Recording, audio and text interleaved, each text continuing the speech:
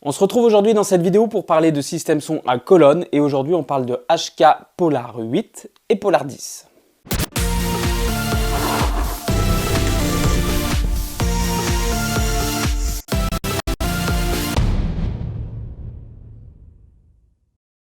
Bonjour, c'est Vicinco, bienvenue sur cette chaîne où on parle d'événementiel. Aujourd'hui, c'est assez rare, on parle de système son. Je n'aime pas trop présenter des systèmes son puisque c'est très compliqué en vidéo de te rendre compte de ce que ça donne réellement un système son. Le mieux, c'est quand même de l'écouter. Mais voilà, il y a une occasion qui a fait que j'ai sous la main un Polar 8 et deux Polar 10. Et donc, je vais pouvoir t'en parler un petit peu plus. C'est une longue histoire. Il y a quelques semaines, une amie m'a contacté puisqu'elle fait partie de l'association des parents d'élèves de l'école de ses enfants et que cette association de parents d'élèves projette d'acheter du matériel pour être un peu plus autonome quand il s'agit de faire de la sonorisation pour les événements de l'école.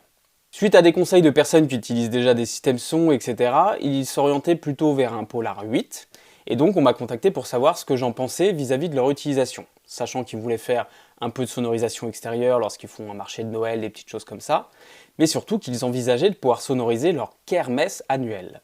Moi qui m'intéresse déjà un petit peu au Polar 12 pour changer mon système son pour tout ce qui est mariage, etc., puisque j'utilise un système alto avec caisson plus tête qui est un peu imposant et quand je dois emmener tout mon matériel dans le Jumpy, c'est un peu compliqué. Donc je commence à réfléchir à pouvoir passer sur un Polar 12 et le Polar 10 étant très proche, ça m'intéressait de pouvoir comparer aussi le Polar 8 et le Polar 10. Et je me suis donc rapproché un petit peu des docks pour voir leurs différences, les spécificités, et pouvoir donner mon avis sur quel était le mieux pour ce qu'ils voulaient faire eux dans leur cas d'utilisation. Alors eux, ils projetaient d'acheter qu'un seul système colonne, donc une seule unité, et plutôt un Polar 8. Mais le Polar 8, il est très bien pour mettre une musique un peu d'ambiance musicale, il est très bien pour faire de la conférence, pour l'intérieur, mais dès qu'on passe sur de l'extérieur et qu'on a besoin vraiment d'un peu plus de punch sur la diffusion, le Polar 8 va être vite limité. Ça se voit dans les specs techniques, hein, la puissance du système et surtout le SPL est bien plus faible sur un Polar 8 que sur un Polar 10. Par contre, entre le Polar 10 et le 12, il n'y a plus énormément de différence. On gagne un tout petit peu en pression acoustique parce qu'on va être sur un 12 pouces, mais la puissance d'amplification de mémoire est identique. Et même la colonne de mémoire, les colonnes, les têtes sont identiques. Donc, pour moi, Polar 8 était juste bien pour l'intérieur, pour faire des petites choses, mais avec pour l'idée de faire potentiellement leur kermesse annuelle, pas possible, du moins, en tout cas pas un, il en faut au moins deux pour mettre de chaque côté de la scène. Et pour moi, il est évident qu'il fallait au moins deux Polar 10, sachant qu'il faut prendre en compte que je sais que beaucoup de personnes qui font de la sonorisation vont dire mais deux Polar 10 c'est même pas assez, il y a du bruit, il faut mettre un vrai liner, enfin bref, on peut toujours faire beaucoup mieux, c'est clair. Il faut garder à l'esprit par contre que lorsque on fait de la diffusion avec la présence de public mineur, alors je ne sais plus si c'est moins de 12 ans ou 10 ans, je ne sais plus quelle est la règle, mais le niveau de dB que l'on doit diffuser est encore plus bas que d'habitude à cause de ce jeune public. Donc là, comme c'est pour une école, de toute façon, réglementairement, ils n'ont pas le droit de jouer très fort, donc ça ne sert à rien de leur monter un système de fou. Et surtout, eux, ils veulent être autonomes pour pouvoir gérer leurs différents événements, très certainement aussi la rentrée pour le mot du directeur, etc. Enfin, après, vous savez bien, quand on a un système son, on trouve plein de choses à faire avec, une fois qu'on l'a sous la main. Là, le problème, c'est que pour la kermesse, ils sont tributaires du système son que leur met à disposition la mairie à ce moment-là. Et comme ils leur mettent à disposition un peu ce qu'ils ont de dispo ce jour-là et ce qu'ils veulent bien, ils se retrouvent parfois avec des systèmes son vraiment pas ouf du tout. Et l'année dernière, ils n'entendaient rien, le son était vraiment pas bon. Donc voilà, ils ne voulaient plus être tributaires de ce que voulait bien leur mettre à disposition la mairie. Donc c'est pour ça qu'ils veulent s'équiper. Suite à nos échanges, ils avaient envie de pouvoir éventuellement écouter les deux systèmes pour comparer, pour se rendre compte de ce que ça donnait vraiment, pour arriver à faire leur choix, parce que c'est vrai que c'est pas évident de faire son choix sans écouter les systèmes. Et donc j'ai demandé à Algam s'ils avaient des systèmes de disponibles pour pouvoir tester et les écouter. Et je tiens encore à remercier énormément Algam qui a été extrêmement réactif et qui m'a mis à disposition donc un Polar 8 et deux Polar 10 pour que je puisse moi aussi l'écouter puisque ça m'intéresse de le tester pour aller sur du Polar 12 pour moi normalement, mais peut-être Polar 10, je ne sais pas encore. Et que pour eux aussi puissent du coup écouter et faire leur choix pour leur investissement. Et donc merci encore énormément à Algam et à max de pouces bleus pour Algam parce qu'ils m'ont mis le matériel à disposition assez vite et encore une fois ils répondent présents et franchement c'est super cool. Alors je vais tout expliquer mais j'ai pu tourner que très peu d'images. Déjà tu vas pouvoir voir que je me suis allé faire le test avec eux lors d'un de leurs événements, donc ils faisaient un petit marché de Noël. Oui, c'était en décembre. Il y a de grandes chances que toi tu vois cette vidéo en juillet, mais par une magnifique journée de décembre bien pluvieuse, j'ai été faire ce test. Donc il y avait une partie sonorisation à l'intérieur, donc là avec un Polar 8, et tu peux voir qu'il est en mode réduit posé sur la table. Et ça je vais t'en reparler parce que je vais quand même te parler un petit peu des deux systèmes. Et à l'extérieur, le but était de tester avec deux Polar 10. Et le temps était tellement pourri avec le vent, etc. On a eu une petite accalmie où j'ai pu mettre les deux Polar 10 dans la cour pour tester en extérieur ce que ça pouvait donner. On a tout juste eu le temps de tester le Polar 8, puis un Polar 10 et après deux Polar 10 pour se rendre compte vraiment de la diffusion de ce que ça donnait. Moi j'ai à peine eu le temps d'écouter aussi que la bruine s'est remise, il y avait tellement de vent que j'ai dû débrancher et reculer les systèmes son tout de suite pour éviter que la bruine ne les mouille parce que c'est quand même du matériel pour tester, ils sont pas là pour prendre la pluie donc je les ai remis à l'abri tout de suite. Et donc c'était un test très rapide mais je n'ai même pas eu le temps de prendre un petit peu de vidéo pour te montrer, à la base je voulais filmer pour te montrer juste l'environnement dans lequel on avait fait le test. Pour te dire un peu le ressenti qu'on avait eu dans cette configuration-là. Et même ça, je n'ai pas eu le temps de le filmer. Ne t'inquiète pas si cette vidéo sort en juillet alors que ça a été tourné en décembre, c'est qu'il y a une bonne raison. Il y a la fameuse kermesse à la fin du mois de juin. Et donc, même si je travaille sur un mariage la veille, le dimanche matin, je vais essayer d'aller à cette kermesse pour pouvoir te faire écouter ne serait-ce que les discours, parce que la musique, tu sais très bien que c'est compliqué, je pourrais pas te faire écouter à cause des droits d'auteur, mais en tout cas les discours, filmer un petit peu différents endroits dans la cour, que tu te rendes compte du monde, de l'installation, et qu'on arrive à entendre est-ce que le son est audible, est-ce que c'est propre, etc. Je vais essayer de faire en sorte que tu te rendes compte du rendu qu'a deux Polar 10, parce que oui, ils ont fait leur choix, et logiquement, ils investissent dans deux Polar 10. On est en juillet, malgré les élections anticipées et un temps toujours aussi dégueulasse depuis le mois de décembre, cette kermesse a quand même eu lieu et j'ai pu aller te prendre quelques images. Je t'explique les spécificités techniques du Polar 8 et du Polar 10 et je te montre ça juste après. Alors, quelles sont les différences entre nos deux systèmes son? Donc, je rappelle qu'ici, on a le Polar 8 et ici, on a le Polar 10. Le Polar 8, c'est donc un caisson de 8 pouces et sur le Polar 10, c'est un caisson de 10 pouces. Le Polar 12, ce sera un caisson de 12 pouces et il est encore un tout petit peu plus grand que le Polar 10. En termes de taille, donc ça se voit, le Polar 8 il est à 2,05 m de haut une fois assemblé et on a 2,13 m environ sur le Polar 10 une fois assemblé. On est sur une puissance de 1200 watts pour le Polar 8 et 2000 watts pour le Polar 10. Point intéressant du système Polar, c'est les colonnes. Donc comme tous les systèmes à colonnes, on a des blocs qui s'emboîtent. Et sur le système Polar, en fait, les deux éléments des colonnes, il y a un élément avec des haut-parleurs intégrés, et on a un élément qu'on appelle le spacer, qui lui n'est pas équipé de haut-parleurs, c'est simplement une rallonge en quelque sorte, ce qui te permet, si besoin, d'ailleurs je vais le faire tout de suite, hop, si tu n'en as pas besoin, tu peux mettre directement les haut-parleurs sur le caisson, tu as besoin de réduire en hauteur, ou en tout cas, si ton système se trouve être surélevé, donc sur une scène qui est assez haute, ou moi, alors tu l'as pu le voir dans la vidéo par exemple, sur leur marché de Noël, comme c'était posé sur une table, je manquais d'auteur sur le plafond et puis ça aurait été trop haut, donc j'avais pas mis le spacer.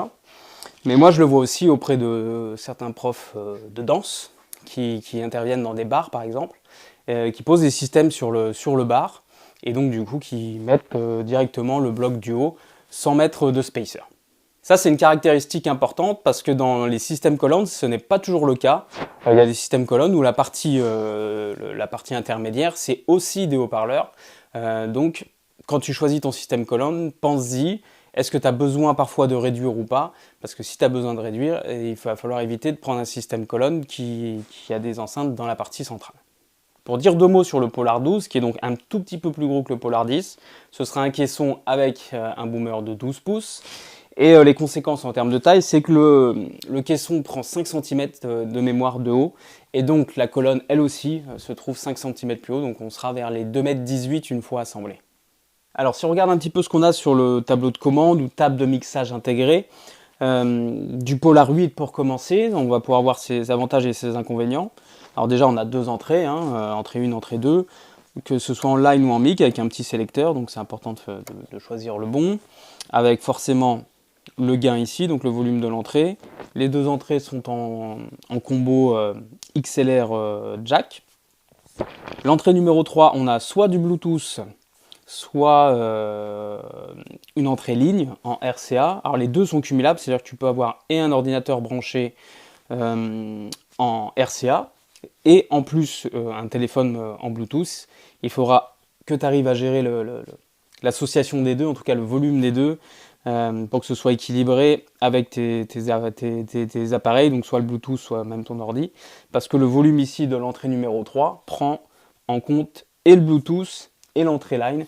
Donc voilà, tu peux utiliser l'un ou l'autre, mais si tu utilises les deux en même temps, il faudra que tu arrives à régler tes deux appareils pour que ce soit équilibré, en tout cas pour arriver à faire ce que tu veux.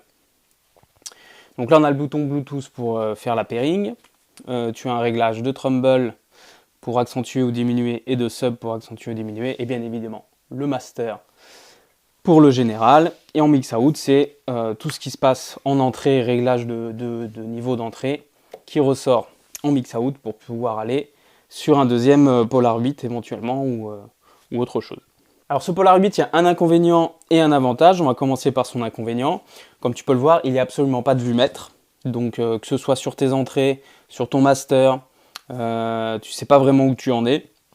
Tu as quand même là un voyant rouge qui clip, qui te dit quand tu es en limite de puissance du système. Mais du coup, tu es obligé quand même de garder de la réserve parce que c'est dur de jauger où tu en es réellement dans l'utilisation du système. Donc pour pas risquer de trop taper dans les limites, tu te gardes de la marge, donc tu peux moins exploiter au maximum le Polar 8. Donc ça, c'est le côté un petit peu négatif. Enfin, de toute façon, c'est commun à beaucoup d'appareils, mais tu vas voir que c'est différent sur le Polar 10. Avantage en revanche, c'est que sur la partie Bluetooth, tu vois ici, il y a le TWS Link. Et en fait, alors quand tu auras connecté un appareil en Bluetooth sur ton Polar 8, et bien si tu as un deuxième Polar 8, tu pourras ensuite activer les deux boutons TWS Link sur chaque Polar 8. Et ils vont donc se connecter eux aussi en Bluetooth. Et donc tu vas pouvoir profiter du Bluetooth de ton appareil connecté sur les deux sans être obligé de les relier en filaire. Donc ça, c'est une fonction qui est plutôt cool. Alors sur le Polar 10, comme tu peux voir, c'est quand même assez similaire comme panneau de contrôle. On a une entrée supplémentaire en gestion. Et surtout, on a un petit écran qui va nous donner des infos. Tu vas voir que c'est extrêmement pratique. Donc comme sur le Polar 8, on a donc les deux premières entrées qui sont en combo jack XLR avec sélection entre line et mic. On a l'entrée numéro 3 qui est dédiée instrument avec une entrée en jack. Et on a l'entrée numéro 4 qui est comme l'entrée numéro 3 du Polar 8 qui est le combo entre le RCA et le Bluetooth.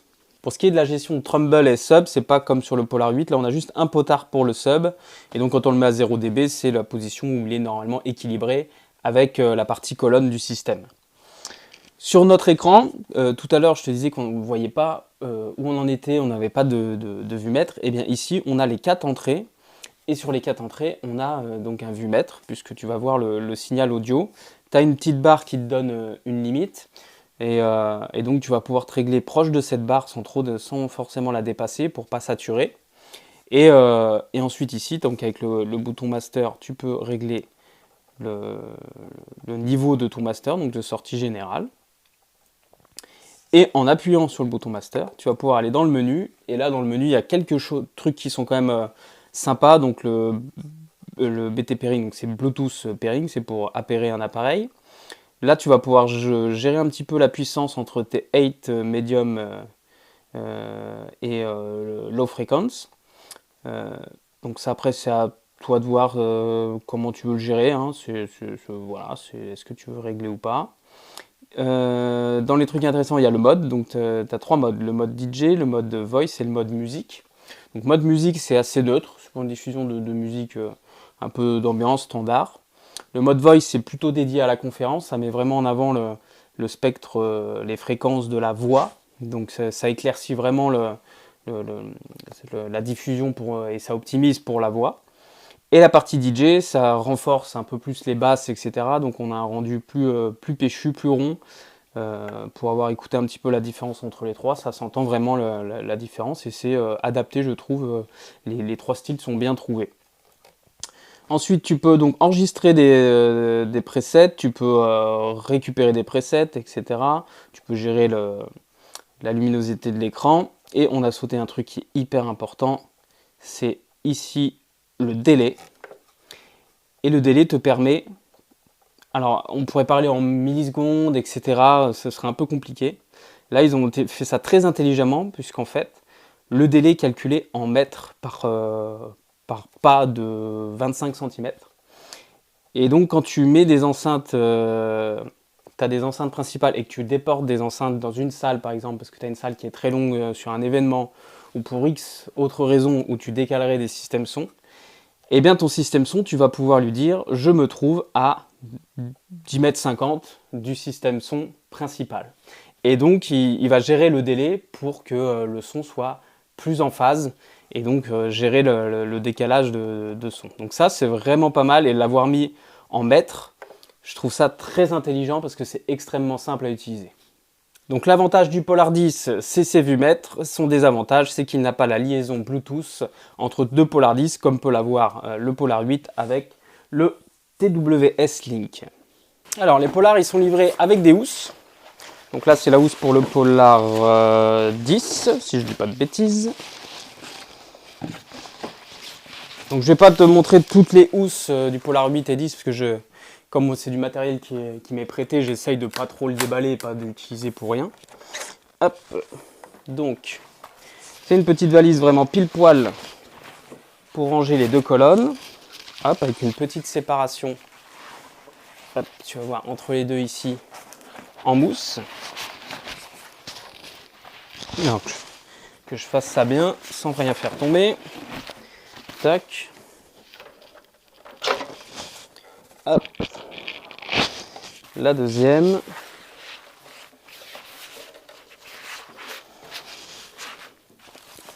Alors c'est très compact. Le rembourrage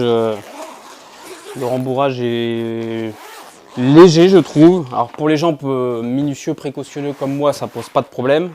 Parce que moi je fais très attention quand je manipule mon matériel, même quand ils sont dans des housses comme ça. Donc avec poignée et puis petite bandoulière aussi, hein. Tu peux agrandir derrière. Donc il y a la même chose pour le Polar 8. Je trouve que la mousse peut être un peu juste, surtout si c'est pas toi qui l'utilises ou t'es pas trop précautionneux. Là pour les emmener pour les tests, je les avais mis dans des housses de pieds d'enceinte par deux de chez Gravity et ça marchait plutôt bien et le rembourrage est beaucoup plus épais. Donc ça peut être une solution de remplacement si tes housses sont abîmées ou si tu trouves que c'est trop léger parce que je sais pas, toi tu les jettes dans ton fourgon ou alors c'est tu prêtes le matériel etc. et tu préférais que ce soit mieux protégé. Bref, à toi de voir. En tout cas, il y a des solutions pour pouvoir les ranger assez facilement et que ce soit mieux protégé. Mais par contre, forcément, les housses de pied d'enceinte ne sont pas faites spécifiquement pour ça, donc elles sont un peu plus longues, etc. Donc forcément, c'est moins compact, moins efficace en termes de place, mais ça protège bien. Le Polar 8, plutôt orienté musique d'ambiance, conférence. Je pense que c'est limite en extérieur pour des cérémonies laïques, mais encore que s'il y a trop de vent ou si c'est trop étendu, il y a trop de monde, ça risque d'être un petit peu juste. Il faudra passer sur du Polar 10. Là, on a déjà un bon juste milieu.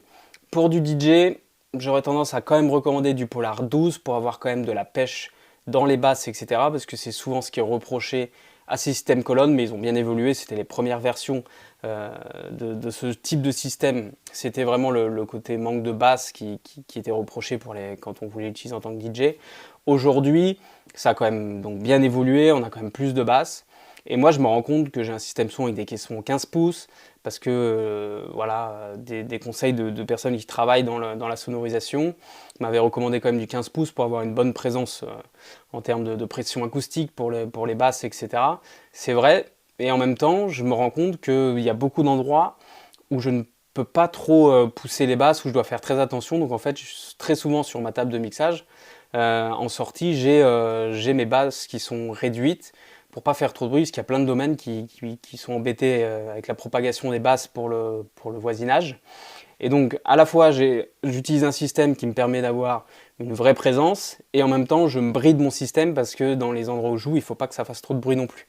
Donc, c'est pour ça que moi, je m'intéresse de plus en plus au Polar 12, pour avoir un système qui est plus compact à transporter, et qui aura peut-être un peu moins de basses que ce que je peux faire aujourd'hui, mais de toute façon, je me bride au niveau des basses à cause des endroits où je vais. Donc de toute façon, je dirais que si j'arrête de brider mes basses, je reviendrai à l'équivalent d'un Polar 12, donc je n'aurai pas de problème et ça prendra beaucoup moins de place à transporter.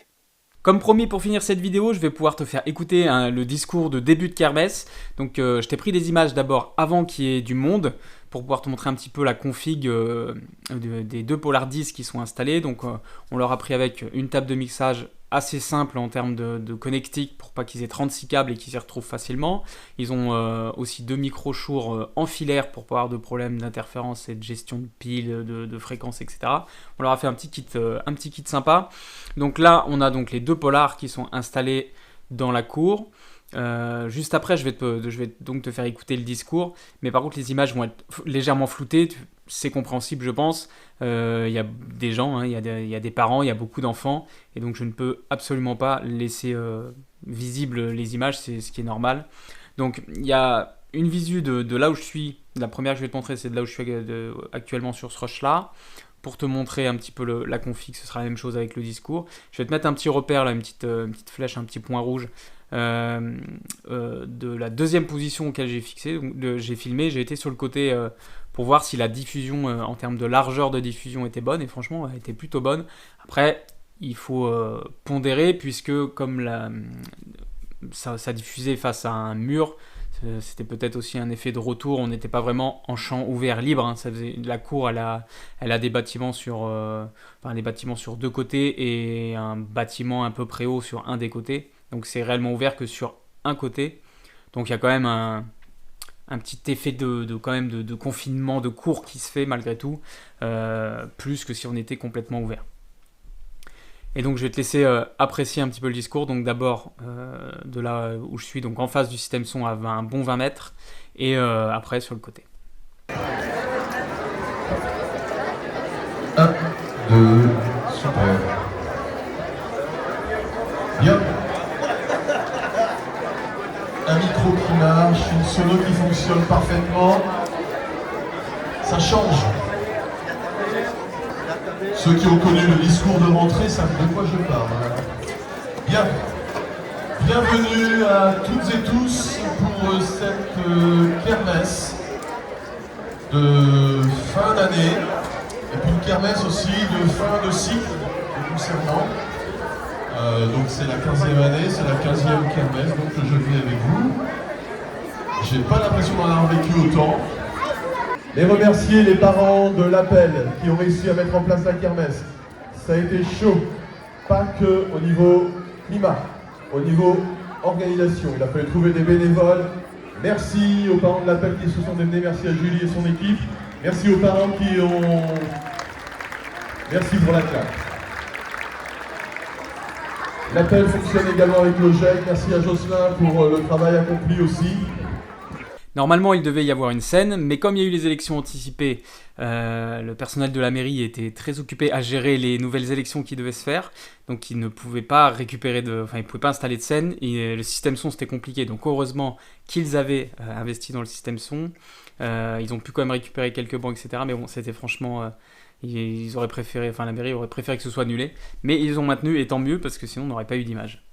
De mon point de vue, les deux Polar 10 faisaient largement le job pour cette kermesse. Le son était bien équilibré sur les 180 degrés de diffusion du système son dont il y avait besoin. Forcément, arrivé aux 20 mètres, ça commence à perdre quand même un petit peu en pêche. On commence à perdre, c'est normal. Mais franchement, c'était suffisant, largement suffisant pour cette kermesse, même avec le monde, tu l'as entendu sur la vidéo, il y a beaucoup de monde qui parlait encore pendant le petit mot du directeur, si je dis pas de bêtises. Et donc, ça s'entendait quand même très bien.